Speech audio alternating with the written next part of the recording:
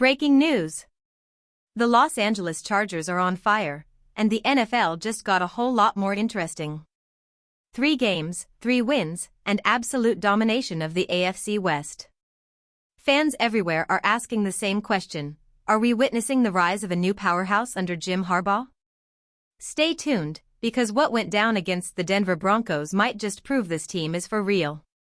Before we jump into the latest updates, make sure to subscribe to the channel, hit the like button, and don't forget to press the bell icon so you never miss a breaking NFL story.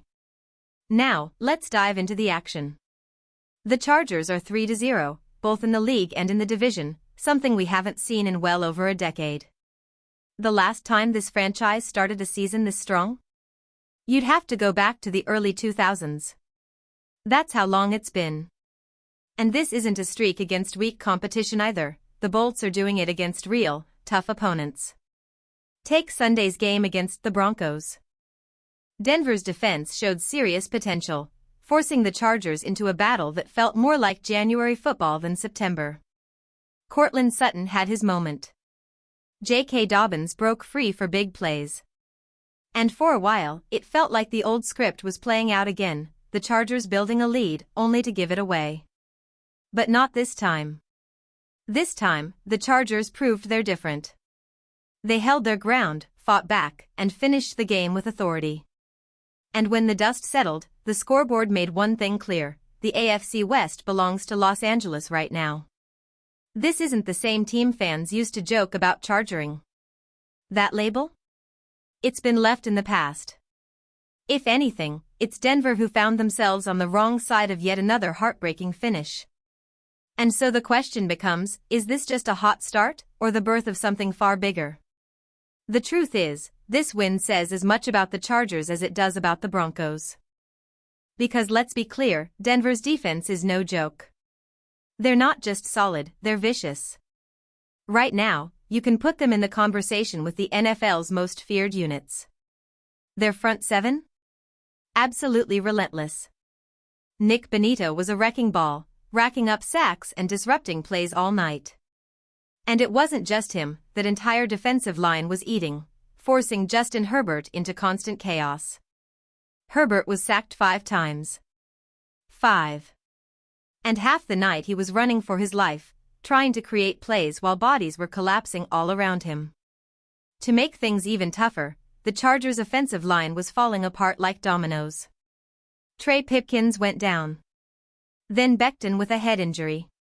Even Bradley Bozeman was shaken up at one point. It felt like every other drive, another big man in powder blue was limping off the field. And yet, somehow, the Chargers endured. Pipkins fought his way back. Bozeman finished the game. The line, battered and bruised, held together just enough to push the team over the finish line. That speaks volumes, not just about toughness, but about a team learning to win in situations where, in the past, they would have folded. There was even a play that summed up the entire night. A Denver defender literally tossed Jamari Salyer like a rag doll straight into Herbert. That's how physical, how brutal, the battle was in the trenches. It was ugly, it was punishing, and it looked like a playoff war in September. And that's exactly why this win matters so much. Because if you can take down a defense this nasty, if you can survive the storm when half your blockers are banged up, you're proving you're not the same old Chargers. You're proving you belong at the very top of the AFC West. The question now is simple: was this just one big test passed, or the start of the Chargers rewriting the entire balance of power in the division? Despite the punishment, despite the relentless defense in his face all night long, one storyline towers above everything else: Justin Herbert. This was the kind of performance that cements a quarterback's reputation. Week after week, the narrative grows louder, and now, the MVP conversation isn't just speculation, it's reality. Against one of the league's nastiest defenses, Herbert stood tall, throwing for over 300 yards and delivering plays that will be replayed for years to come. Yes, there was an interception, but context matters, a tipped ball that wasn't squarely on him. What matters more are the throws that only a handful of quarterbacks alive can make. The play of the night came in the fourth quarter, flushed out of the pocket, Nick Bonitto breathing down his neck, Herbert leapt off his back foot while midair and somehow delivered a strike to Keenan Allen in stride, threading it through tight coverage for the game-tying score.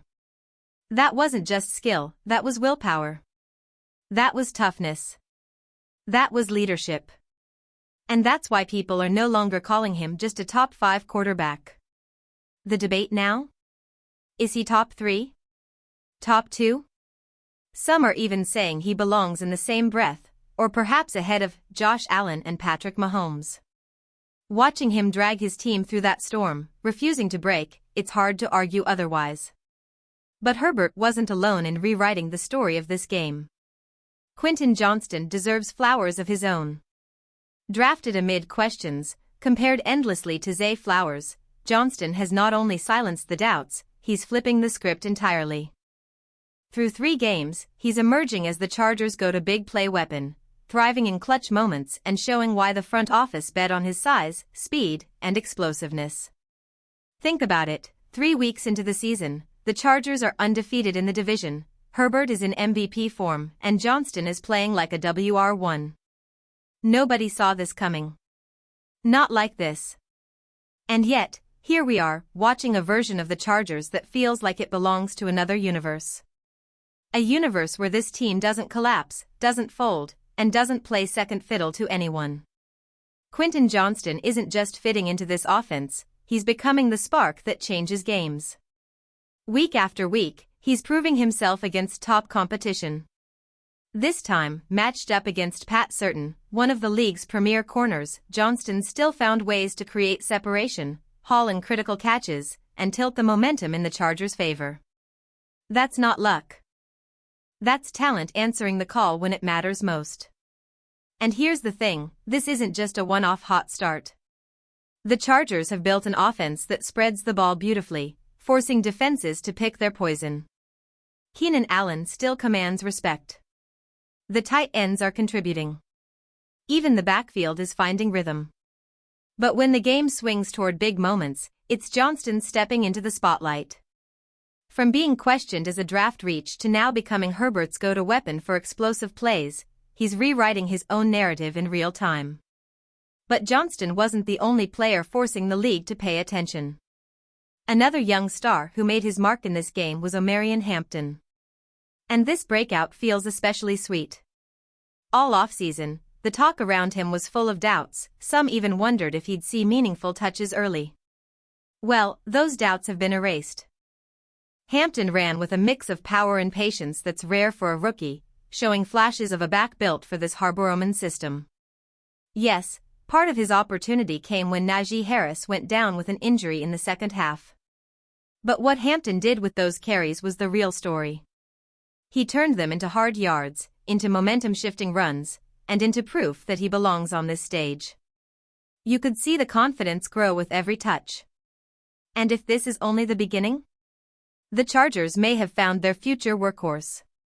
So now, this offense isn't just about Herbert's arm or Johnston's big plays. It's starting to look balanced, dangerous from multiple angles, and that's exactly what makes them such a nightmare for opponents heading into the heart of the season. The moment that changed everything came with heartbreak. Najee Harris, who had been running with power and purpose all night, went down with what turned out to be a season-ending ACL injury. For a player who has been one of the most durable workhorses in football, it was crushing to watch. Harris had never missed real time before, and seeing him helped off the field felt like the soul of the Chargers' offense was taking a hit. But here's the twist, instead of collapsing, the team found new life. The responsibility shifted straight onto the shoulders of Omarion Hampton, and he answered with the kind of performance that makes people sit up and pay attention. Against a Broncos defense that punishes running backs, Hampton carved out nearly 70 yards on the ground. These weren't empty touches either, they were bruising first downs, hard-fought gains, and flashes of the speed and balance that made him a draft day steal. Every run seemed to scream that the Chargers' ground game wasn't going to disappear without Harris. But what truly set Hampton apart wasn't just the rushing yards, it was his impact as a receiver. 6 catches, close to 60 yards through the air, turning quick dump-offs into chain-moving plays. That's the evolution right there. Herbert trusted Austin Ekeler for years as a safety valve, and now Hampton is sliding seamlessly into that same role. He's giving the offense a dual threat dimension that forces defenses to account for him on every snap. What we saw in this game wasn't just a rookie filling in. It was a glimpse into the future of the Chargers' backfield. Hampton didn't just keep the offense alive after Harris went down, he expanded it. And if this is what he can do under the pressure of a division rivalry, just imagine what happens when he gets a full season to grow into this system. Omarion Hampton's breakout wasn't just about numbers on a stat sheet, it was about impact. By the end of the game, he had piled up 129 total yards and found the end zone for his first career touchdown. For a rookie suddenly thrust into the spotlight, that's not just surviving, that's announcing yourself to the league. With Najee Harris sidelined, Hampton didn't blink. He ran hard, caught everything thrown his way, and showed the kind of versatility that makes you think, this kid is built for the long haul. But Hampton wasn't the only rookie turning heads. Out of nowhere, Oronde Gadsden emerged as one of the night's biggest surprises. Going into the game, most of us expected the tight end duties to fall on the usual rotation. Instead, Gadsden seized the moment, and he didn't just fill a role, he delivered clutch plays when the Chargers needed them most. His stat line might look modest, 5 catches for around 46 yards, but those numbers don't tell the story. What matters is when those catches happened. Time and again, Gadsden turned difficult plays into first downs. His very first grab had him twisting toward the sideline with a defender draped on him, somehow securing the ball in tight coverage. Watching it live, I thought it had to be Keenan Allen. That's how smooth and reliable it looked. But when he stood up and we saw the number 86, the entire fanbase had the same reaction. Wait, that was Gadsden? And he didn't stop there.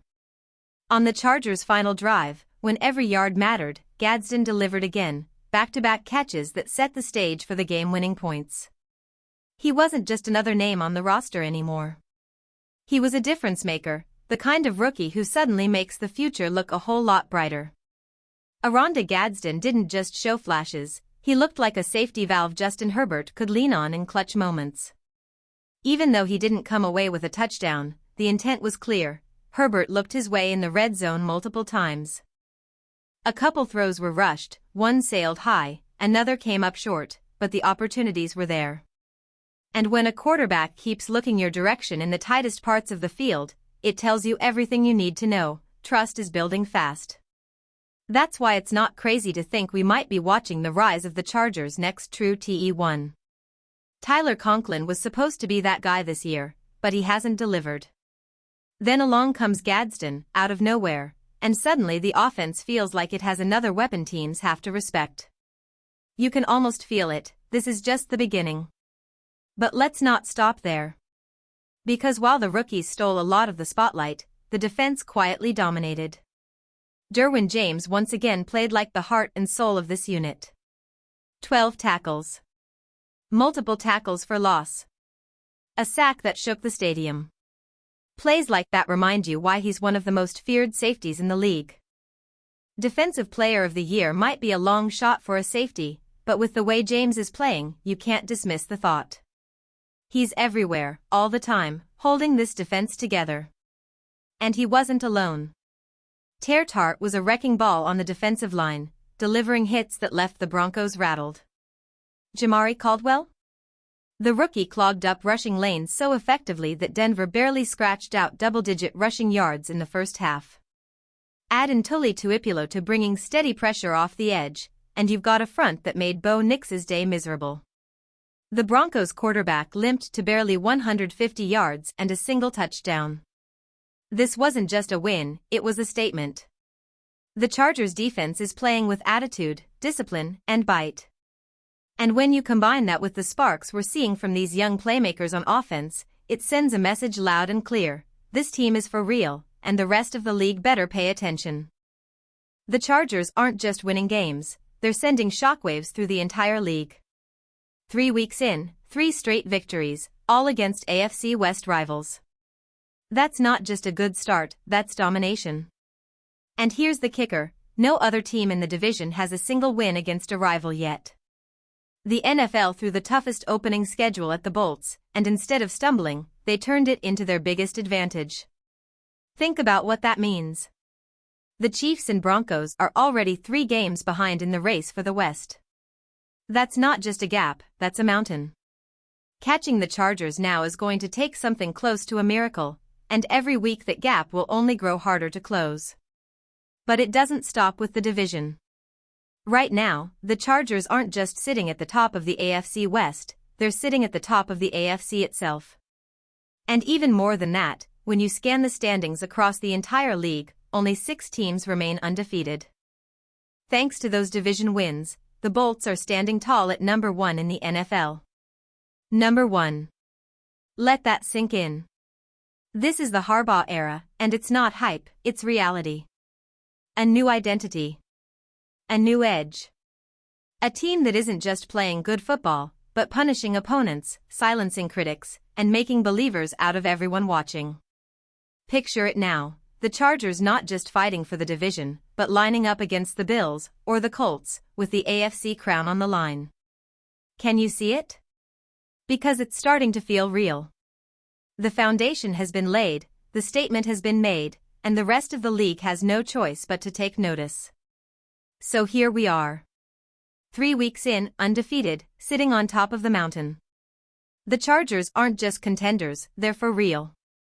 And if this is only the beginning, then the rest of the season might just be unforgettable.